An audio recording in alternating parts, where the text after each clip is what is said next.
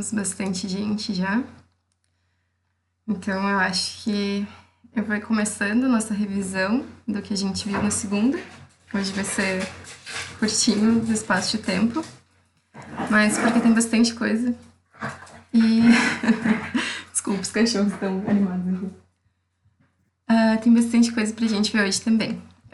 Qualquer coisa, eu pedi uns minutinhos pro professor de matemática.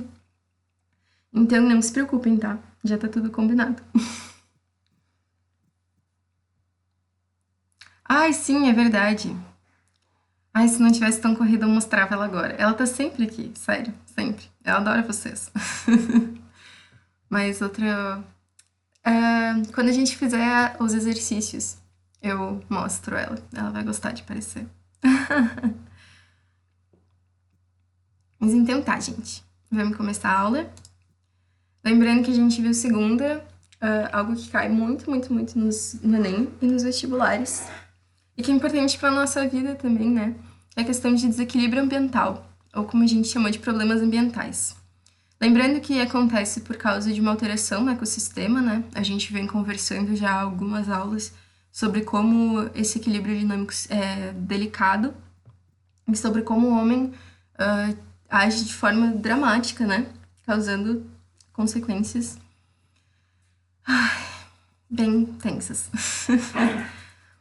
Dentro das nossas consequências, nós temos o agravamento do efeito estufa, lembrando os nossos gases estufas, que são o metano, o dióxido de carbono, os óxidos de nitrogênio e, bom, né, vapor d'água, mas os principais são o dióxido de carbono, que a principal fonte são queimadas e queima de combustíveis fósseis, e o metano, que também está envolvido na degradação da matéria orgânica de forma anaeróbica. Então, por exemplo, em lixões ou em plantações alagadas que nem o arroz. E também é associado com os ruminantes. As consequências é o aumento da temperatura do planeta, enfim, alagamentos, possível volta de doenças. Lembrem que o gelo, quando ele congela, fica ar dentro dele. Isso vocês costumam ver mais na química. Mas, e daí ali naquele espaço pode também ter partículas de vírus, por exemplo, dormentes. E daí pode trazer de volta uma série de problemas.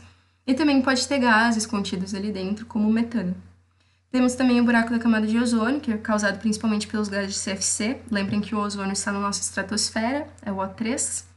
E um dos principais problemas é que o ozônio ele é o nosso grande filtro dos raios UV, né? E isso é importante porque, como a gente viu na aula passada, os raios UV estão relacionados a melanomas, por eles serem agentes mutagênicos, e há uma série de problemas no fitoplâncton, por exemplo. Temos também a chuva ácida, que é causada principalmente pela queima de combustíveis fósseis. Lembrem que o enxofre é um dos principais. Uma das principais impurezas do diesel, né? Eu conversei isso com vocês, todos os derivados do petróleo. E daí, quando os óxidos de enxofre entram em contato com a água, com o oxigênio com a água, eles se transformam em ácido sulfídrico, extremamente ácido. E também tem os nossos óxidos de nitrogênio. Nós temos também a questão da inversão térmica, que a gente viu que é um fenômeno que acontece nas grandes cidades, principalmente quando o solo resfria muito rapidamente, e daí acontece que uma camada de ar quente fica retida entre duas camadas de ar frio, e daí não tem a circulação, as correntes convectivas, então por isso os poluentes ficam concentrados no horizonte das cidades. Muita gente aproveita para tirar foto bonitinha, mas é super problemático para pessoas com problemas respiratórios ou com problema de visão. Temos a eutrofização, que é o aumento da matéria orgânica nos corpos d'água. Lembrem que isso causa um aumento das algas, que é o que a gente chama de floração. Tem degradação da matéria orgânica, e daí começa tem dificuldade para passagem de luz, começam a morrer certos seres vivos. Com a morte desses seres... Opa, vocês ainda estão me ouvindo? Ai, socorro, internet não me abandone agora.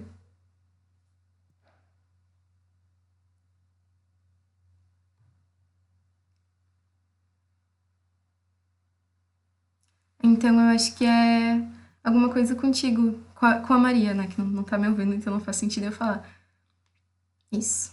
Mas então, continuando a questão da eutrofização, começa a ter mais mortandade, mais matéria orgânica, começam a vir as bactérias aeróbicas e depois as bactérias anaeróbicas, até que tem um consumo excessivo de oxigênio a ponto de acabar o oxigênio, ter uma mortandade geral dos seres aeróbicos e só sobrarem os seres anaeróbicos. A gente tem a bioacumulação, né? Lembrem que bioacumulação é quando a gente fala de um ser só, e magnificação trófica é quando a gente fala de uma cadeia, que acontece com compostos não biodegradáveis, como a gente viu o DDT, e outros agrotóxicos, como os organoclorados, e também com metais pesados, como o mercúrio, que é muito usado na mineração. A maré negra, que é o vazamento de petróleo. Lembrem que perturba a incidência de luz. Essa é uma das primeiras coisas que acontece, então altera a questão da fotossíntese naquele ambiente. E também vai afetar os peixes, porque entra nas brancas, vai afetar as aves, porque elas ficam com as penas empapadas, não conseguem se limpar. Enfim, gente, e a gente ainda tem vários outros tipos de poluição. A gente falou sobre o lixo, mas a gente também pode falar sobre, por exemplo, a poluição sonora, que é muito presente nas grandes cidades como Porto Alegre, que a gente mora, né? E que às vezes pode parecer algo banal, mas que tem sérias consequências na qualidade de vida das pessoas. E daí nós vamos começar a nossa aula de ciclos biogeoquímicos, que, gente, é muito importante, cai sempre no Enem e recorrentemente na URGS também. Então, tentem prestar um pouquinho de atenção. Os principais são os primeiros, mas caso não dê tempo, tá? Eu deixei uns slides só por precaução, falando dos dois últimos lá. Eu já explico para vocês. Vamos começar com o ciclo da água. Gente, sobre os ciclos... Peraí, antes do ciclo da água. Sobre os ciclos, o que é importante a gente saber? Como ele funciona, por que aquela substância é importante, então, por que a gente precisa daquela substância, e também é legal a gente saber mais ou menos como o homem atua impactando esse ciclo, que se relaciona diretamente com o que a gente viu na aula de segunda. A noção de ciclos biogeoquímicos, ela se relaciona muito com a nossa primeira aula de ecologia, em que eu falei para vocês da importância dos decompositores por causa da ciclagem da matéria. Lembrem que eu falei que a energia ela é unidirecional, mas a matéria ela vai se reciclando. E, gente, nessa reciclagem, ela passa tanto pelos meio abiótico quanto pelo meio biótico, e vai havendo uma troca. Como é que funciona isso? Então, por exemplo, o ciclo da água, a gente está falando da hidrosfera, né? Meio abiótico. A água fica contida ali, mas ela passa para os seres vivos. E daí, dos seres vivos, ela passa de volta para o meio abiótico. É uma troca constante. Então, vamos começar com o ciclo da água. Por que ela é tão importante? Ela é o nosso solvente universal e ela é muito importante na regulação térmica e na regulação osmótica. Aqui eu trouxe para vocês, né, a molécula de água, angular, polar, enfim.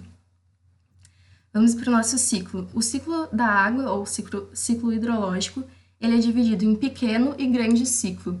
O que é isso? O pequeno ciclo é quando a gente tem um corpo d'água, por exemplo, aqui o mar, e vai ter a evaporação dessa água. A água vai condensar, formando nuvens, e vai precipitar. Notem que é precipitação, tá, gente? Não é só chuva. Chuva é precipitação líquida, sim, mas a gente pode ter precipitação na forma sólida, por exemplo, no granizo. A gente pode ter precipitação de neve também, tá? Tudo isso válido, está dentro do ciclo. E se a gente falar só dessa evaporação e precipitação, a gente está falando do pequeno ciclo. Notem que aqui a gente não está falando de nenhum ser vivo. O grande ciclo engloba os seres vivos, porque daí o que acontece? Os animais e as plantas precisam da água, né? A gente precisa muito se hidratar.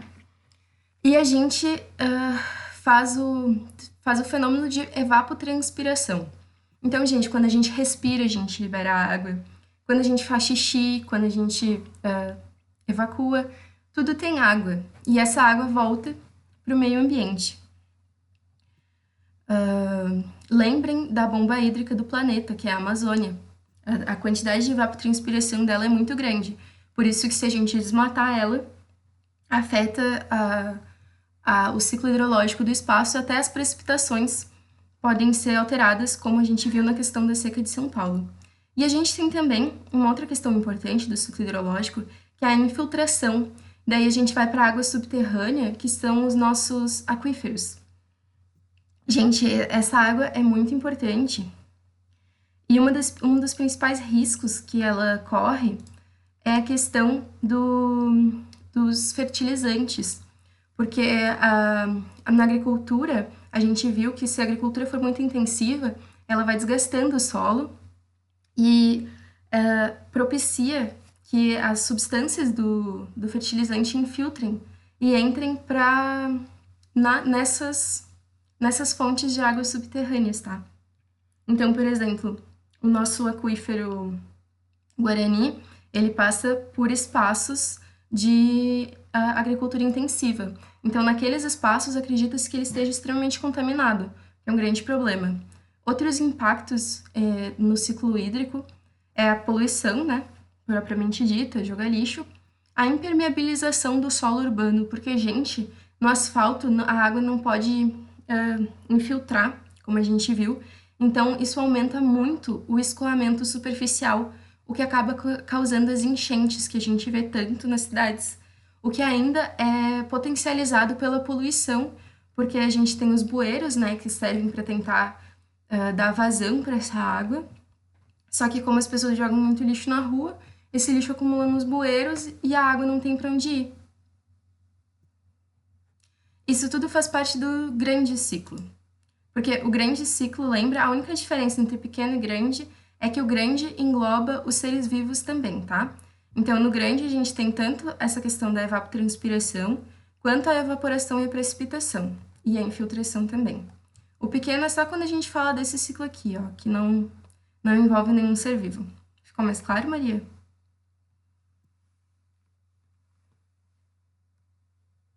Ótimo. Aqui a gente tem a questão do desmatamento, né, que eu falei para vocês, dando enfoque para a questão da Amazônia ser a bomba hídrica do planeta, e também a questão das construções hidroelétricas, pensem nas barragens e nas lagoas artificiais, que a gente conversou na segunda-feira, e como elas afetam esses espaços. A gente pode ver até, existem estudos sobre a diferença do regime de chuvas nos espaços onde elas foram construídas. E daí a gente vai para o ciclo do oxigênio e do carbono, que eu não sei nem por onde começar a falar sobre a importância desses dois componentes, né? A gente sabe da química orgânica que existem quatro elementos que são muito importantes que a gente chama de chomps, né? Que é o carbono, o hidrogênio, o oxigênio e o nitrogênio. Gente, o carbono, todo composto orgânico tem carbono, então ele é o grande estruturador. Ele também faz parte dos gases estufas, né? Ele participa da fotossíntese, notem aqui que ele é a matéria-prima para fazer a glicose, né? E daí o oxigênio participa da respiração aeróbica. Gente, uma coisa muito importante, tá? Essa fórmula aqui é a fórmula da fotossíntese, e se vocês inverterem, é a fórmula da respiração, porque são reações complementares, tá? Eu sei que a gente não gosta muito de fórmulas, mas essa fórmula, gente, é muito útil para vocês. Principalmente se vocês conseguirem entender o que está acontecendo aqui. Então, por favor, tenham um carinho com essa fórmula. O oxigênio também é um oxidante e ele funciona como combustível. E ele está presente na composição da camada de ozônio, né? Lembrem que o ozônio ele se forma a partir de moléculas de oxigênio. Por que a gente trabalha os dois juntos? Justamente por causa dessa complementaridade entre a respiração e a fotossíntese. Então, a gente vai pensar, ó, a fotossíntese, ela vai pegar e ela vai fazer o que a gente chama de sequestro de carbono, porque ela vai pegar o carbono atmosférico para fazer glicose. E ela também vai respirar. Lembrem, por isso que a Amazônia não é o pulmão do mundo, porque ela é uma floresta clímax, então respiração e fotossíntese, elas consomem praticamente todo o oxigênio que elas produzem. Elas vão respirar e elas vão liberar, nessa respiração, elas vão liberar oxigênio, dióxido de carbono. Na fotossíntese, elas liberam oxigênio. Na respiração dos animais também, a gente consome oxigênio, libera dióxido de carbono. Quando os seres morrem, também é liberado dióxido de carbono.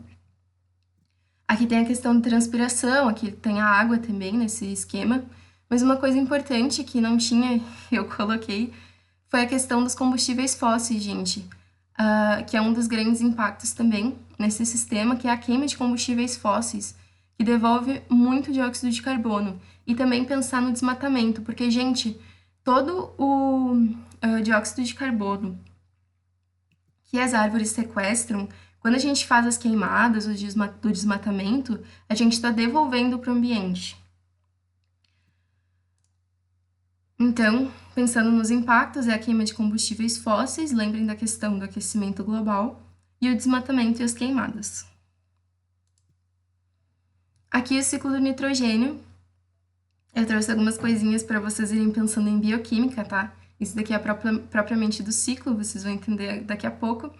Mas a gente sabe que o nitrogênio ele é muito importante porque ele faz parte das proteínas, né? Aqui eu trouxe um aminoácido, notem o grupamento amina, que tá aqui o nitrogênio, e um grupamento carboxila. E também eles fazem parte dos ácidos nucleicos, o DNA e o RNA. Eles fazem parte das nossas bases nitrogenadas. Eles também compõem, o nitrogênio também compõe 78% da nossa atmosfera gasosa. E vamos para o nosso ciclo. Gente, eu não sou louca, tá? Vocês vão entender todos os desenhos que eu coloquei aqui. Eu sei que essa é uma imagem bastante comum e eu tentei colocar alguns detalhes para facilitar para vocês. Então, a gente tem nitrogênio na atmosfera. Ok. A gente consegue usar ele, a gente consegue absorver ele e fazer proteínas a partir daí? Não. Nem a gente, nem as plantas. Na verdade, nem todas as plantas. A gente tem um caso muito específico, que é o caso das leguminosas. E daí eu quero que vocês lembrem da nossa aula de relações ecológicas. Gente, quando a gente falou das relações ecológicas, especificamente no mutualismo, eu falei para vocês que as leguminosas têm uma relação de mutualismo com bactérias que são fixadoras do nitrogênio. Essas bactérias são as Rhizobium. Eu botei uma vagenzinha aqui para vocês lembrarem que as leguminosas são as que têm vagem. Então, por exemplo, feijão, a soja. Essas plantas, elas conseguem, por meio dessas bactérias fixadoras, absorver diretamente o nitrogênio da atmosfera. A gente tem também bactérias fixadoras naturalmente no solo. Daí o que acontece? Elas pegam esse nitrogênio e transformam em amônia, NH4, né? Só que a amônia a gente não consegue usar ainda, as plantas não conseguem absorver ainda. Por isso tem que passar por um processo de nitrificação. Então, que a gente transforma em nitrito, NO2-, e finalmente em nitrato, que é o que as plantas conseguem assimilar. E a gente acaba assimilando o nitrogênio por alimentação, tá? Então, vai passando pela cadeia alimentar. E daí, quando nós e os animais e as plantas morrem, são decompostas e novamente volta em forma de amônia para o solo. Gente, aqui eu sei que é detalhe, mas isso daqui até acaba cobrindo bastante. Para fazer a transformação de amônia para nitrito, então as bactérias nitrificantes são as nitrosomonas. E de nitrito para nitrato, as bactérias nitrificantes é o Nitrobacter. Eu botei aqui também o nome das bactérias desnitrificantes, mas ela é bastante fácil, porque o nome dela é Pseudomonas desnitrificans. Então, quando a gente vê o desnitrificans, a gente já entende que é a desnitrificante. E o que é isso? Ela pega esses nitratos e devolve na forma de nitrogênio para a atmosfera. Eu coloquei aqui também um desenho de um raiozinho. Eu não sei se vocês lembram, quando a gente estava falando sobre chuva ácida, que eu falei para vocês que o nitrogênio ele precisa de altas temperaturas, ele precisa de muita energia para reagir. Então, às vezes, acontece em regiões que tem raios, né, essas descargas elétricas, elas podem acabar reagindo com nitrogênio atmosférico e levar a amônia, levar à formação de amônia no solo. Alguma dúvida, gente? Até aqui? Não? Vamos continuar, então. Qualquer coisa me avisem, tá? Dentro da ideia de impactos, o que a gente tem para falar de novo é a questão da eutrofização. Por causa, justamente, do uso de fertilizantes artificiais para suplementar a questão do nitrogênio, né? NPK, nitrogênio, fósforo e potássio. Então, aqui, os fertilizantes artificiais, eles vão funcionar como matéria orgânica, né, como excesso de nutriente, que vai ter nessa água, vai causar a floração. Enfim, vocês já conhecem esse processo, a gente revisou agora há pouco. E daí, eu coloquei algo aqui embaixo, que talvez seja um pouco arriscado ter colocado, né, porque isso aconteceu, acho que ontem. Mas, eu não sei se vocês viram, aconteceu uma explosão em Beirute, no Líbano, e acredita-se que o motivo da explosão tenha sido um depósito de nitrato de amônia que tinha do lado do porto, que tinha ali no perto do porto. Gente, o nitrato de amônia, além de ser usado como explosivo, tá? E ele geralmente é usado por grupos terroristas, porque é um explosivo de acesso mais fácil, ele também é usado para fazer fertilizante NPK. Então, por isso que eu trouxe aqui para vocês, tá? E sim, já que foi bem absurdo, tá sendo muito triste a situação. E pelo que eu vi, ainda não temos notícias de se foi acidental efetivamente ou se foi culposo a explosão. Porque, gente, o nitrato de amônia, justamente por ele ser usado como fertilizante, ele não é um explosivo. Não é que nem glicerina, que, tipo, tu não pode mexer que daí já explodiu. Não, ele precisa de altas temperaturas para entrar em combustão. E daí a gente vai para o ciclo do fósforo. Gente, esses 3 primeiros que a gente viu, pode considerar 4, porque o carbono e o oxigênio a gente viu juntos, são os mais importantes, tá? Eles sempre caem, principalmente o do nitrogênio. Gente, eu quero que essa imagenzinha aqui, vocês peguem, sei lá, botem de plano de fundo do computador de vocês por uma semana. Ou desenhem. Gente, pra mim o que sempre funcionava era desenhar de cabeça, sem olhar, sabe? Tipo, tenta entender e depois tenta desenhar. E botar os nomezinhos direitinho. Porque isso daqui cai, e isso daqui cai bastante. Tem várias questões da URGS, tem várias questões do Enem. Então é bem importante. O do fósforo, ele não cai tanto. Mas quando cai, ele costuma ser aquela questão que todo mundo erra. E daí a gente não vai errar. Porque é bem simples de a gente entender. Qual é a importância do fósforo? O fósforo está presente no ATP, que é a nossa moeda energética, né? Adenosina trifosfato, que está aqui, e dos ácidos nucleicos. Notem que a adenosina trifosfato, ela é um nucleotídeo, só que com 3 fosfatos ao invés de um só. E ela também faz parte da nossa membrana plasmática. Então aqui a gente tem um desenho do que seria a nossa membrana plasmática, um mosaico fluido, e notem a bicamada fosfolipídica. Gente, o fósforo, ele tem um ciclo um pouco diferente e um ciclo bem mais lento, porque em vez de ele ser atmosférico, como foi a questão do nitrogênio, do carbono e do oxigênio, ou então de ele ser da hidrosfera, como foi o caso da água, ele fica armazenado nas rochas. Então, o processo para ele de sedimentar e ser armazenado é muito lento.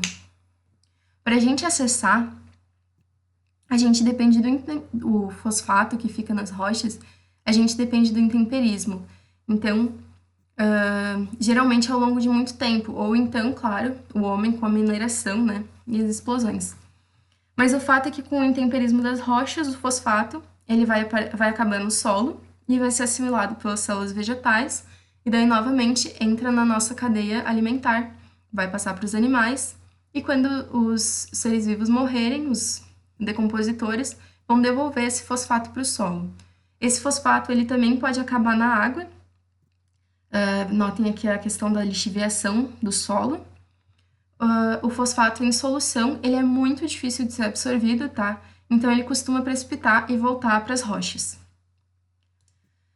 O grande problema do fosfato é a mineração. A mineração excessiva, porque a gente está destruindo essas rochas num ritmo maior do que o fosfato consegue fazer a ciclagem dele. E também a questão, novamente, do uso de fertilizantes artificiais, NPK, causa a questão da eutrofização. E daí, para finalizar, eu nem acredito que vai dar tempo, gente. O ciclo do enxofre. Esse daqui é mais por descargo de consciência mesmo, tá? Mas ele também é bastante simples, porque assim como o fósforo tem a questão específica das pedras, O enxofre tem a questão específica de vulcões. Qual a importância do enxofre? Ele está presente em algumas proteínas estruturais, como por exemplo a queratina e o colágeno, aqui eu trouxe para vocês, onde que a gente encontra colágeno no nosso corpo, e gente, nos pelos, no tecido conjuntivo, na derme, nos nossos ossos, em muitos lugares. E ele também é um macronutriente essencial para as plantas. Então ele é bem importante. A principal fonte dele, como eu já falei antes, são os vulcões. Então, quando a gente tem liberações dos vulcões ativos ainda na Terra, grandes quantidades de ácido sulfídrico são liberadas. E, gente, só um detalhe, tá? É muito importante que vocês lembrem dos nomes dos compostos químicos no ciclo do nitrogênio. No ciclo do fósforo e do enxofre, não se preocupem tanto com isso, tá? Nesse desenho aqui que eu trouxe para vocês, tem todos os nomes direitinho, mas vocês não precisam saber disso, não se preocupem. Então, esse ácido sulfídrico, ele vai acabar nos corpos d'água e também na terra, vai ser absorvido pelas plantas. Gente, existem alguns tipos de bactérias anaeróbicas, bactérias que fazem uma espécie de respiração aeróbica. É a mesma equação, só que em vez de usar oxigênio, elas usam o enxofre. Então, elas acabam participando dessa ciclagem, tá? São bactérias anaeróbicas, porque não usam oxigênio, mas é a mesma coisa, só que só troca o oxigênio pelo enxofre. E daí entra, as plantas absorvem pela terra, né? Entra na nossa cadeia alimentar, e daí vem o ser humano com seu impacto. Ele acaba queimando os combustíveis fósseis e vai para chuva ácida. E, gente, eu tô muito feliz que não faltou tempo. Na verdade, sobrou. Então, dúvidas? Eu falei um pouco rápido, eu acho, algumas coisas, que eu realmente estava com muito medo de que faltasse tempo. Alguma coisa não ficou clara, ou vocês precisam que eu repita alguma coisa?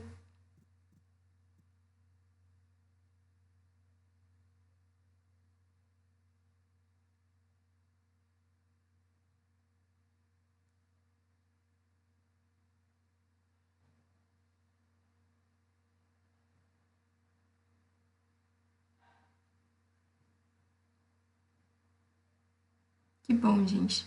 Não sintam vergonha, tá? Se alguém quiser perguntar.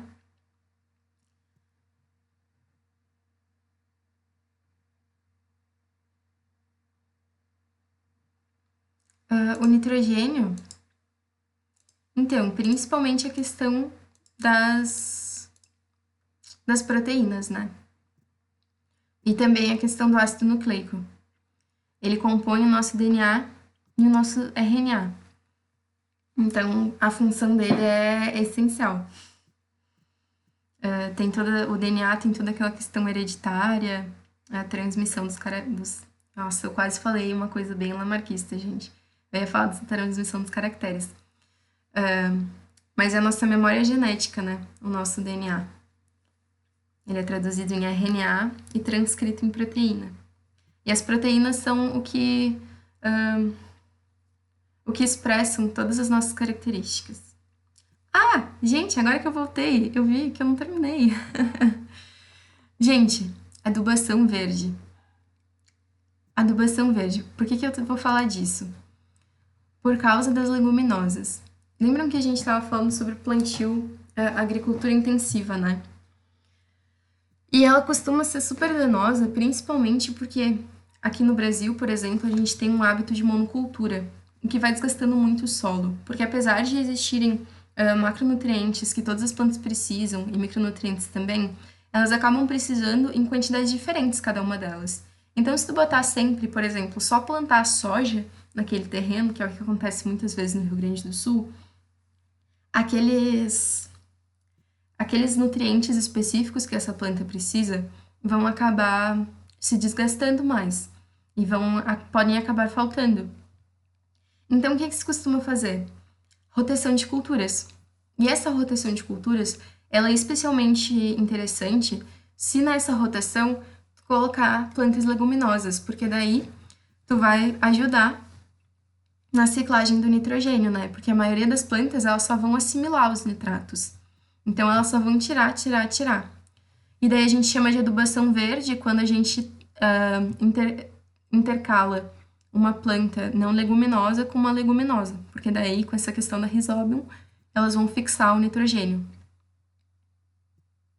E isso é adubação verde. Fora isso, gente, se ninguém tem nenhuma dúvida, eu acho que eu posso liberar vocês um pouquinho mais cedo. Eu só queria dizer que eu vou sentir saudade de vocês nas férias. Aproveitem e descansem, tá? É importante a gente descansar também às vezes. Se cuidem, e se vocês precisarem de mim, podem mandar mensagem, podem conversar comigo, estou sempre aqui. Vou sentir muito saudades mesmo. Beijo, gente.